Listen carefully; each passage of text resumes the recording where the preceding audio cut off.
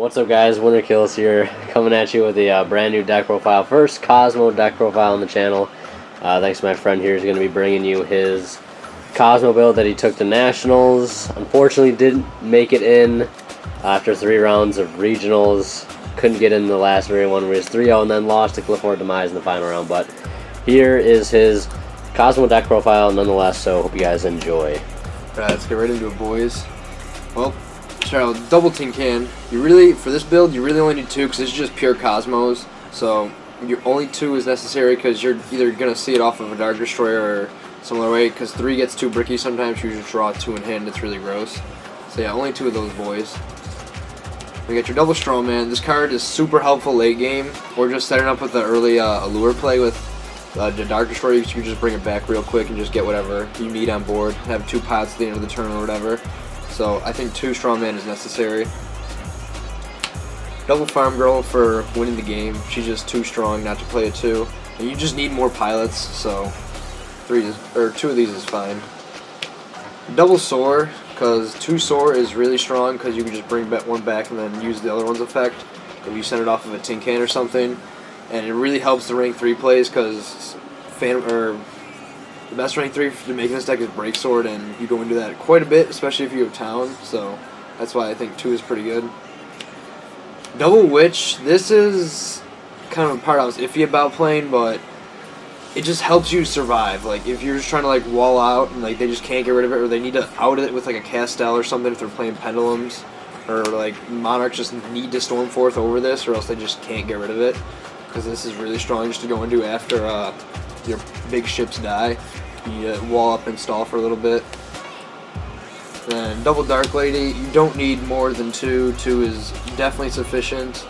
And I think 1 is just not enough, because sometimes if you just go through it, you just go through it, and you just need the second one. And if you get double these on board, it's crazy. You just get 2 negations. Bonkers. You got Triple Slip.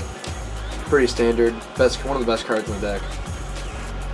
Then we don't play Landwalker, but we play 1 Forerunner, because he's floating down to a 7 after your Dark Destroyer gets killed is nuts, because this thing can't be targeted either, which is super good. Triple Destroyer, of course. Like, if you don't play 3, I don't know what you're doing, man. Eclipser, this is my personal choice, because I just like the fact that you could summon it out like a Dark Destroyer, because it's not like a Dark Planet where you need to do the weird summoning condition. And crashing it to get a search off to your hand, like you can search a Dark Destroyer with this, which is pretty insane. Like, this sets up a lot of plays. Sometimes it's not optimal though, because they just could kill you through it because you don't get the float down. But a search though is really nice sometimes. I don't know exactly how much it is, 20 some I think, but yeah. Right into the spells, 3 Town, of course. Double Allure. This card's really good, but it just sucks if you don't open any darks, but you're usually going to open darks with it, but shit happens and you don't sometimes, which is really annoying. That happened to me a couple times at the LCQs.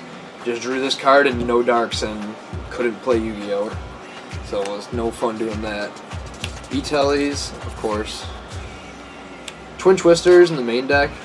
This card is super good in the main deck just because sometimes you just need to discard something and like you just can't lose to Solemns, because Solemns is like one of this deck's biggest like weaknesses, so you just don't lose. 1 Upstart, 39 cards. Alright, into the traps, we got the Triple Mojo. This card's insane at 3, and just popping off your ships, going in. You can use this aggressively or defensively, however you need it at the moment, and it's just such a good card.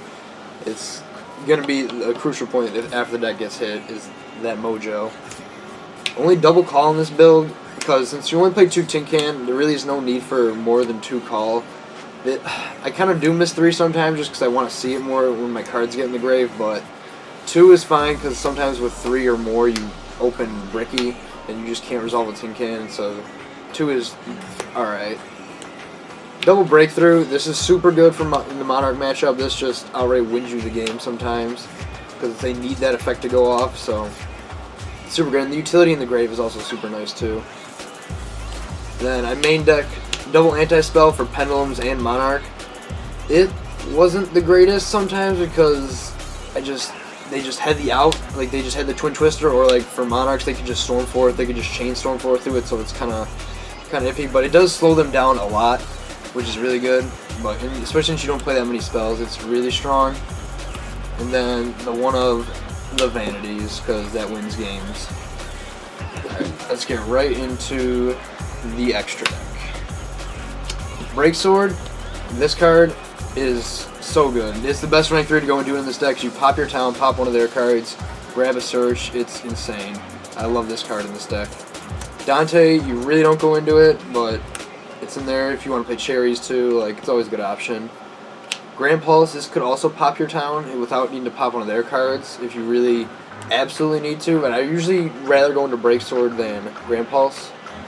Levier is very strong in this deck, obviously. Just bring back a Tin Can or a Straw Man or whatever you need from the Banish Zone. Durendal, rank 5s, like, a lot of these rank 5s you really don't go into, aside, of course, the Infinity. Like, this is your best rank 5. Like, I don't know if you're... Why would you... I mean, there are certain moments where you would need to use these cards, but Infinity usually trumps those. Then Volca and the Gaia Charger are super strong. Like, just get the burn, then get the poke for game. Then play 2 8s. Never go into them. Like, they're almost unnecessary.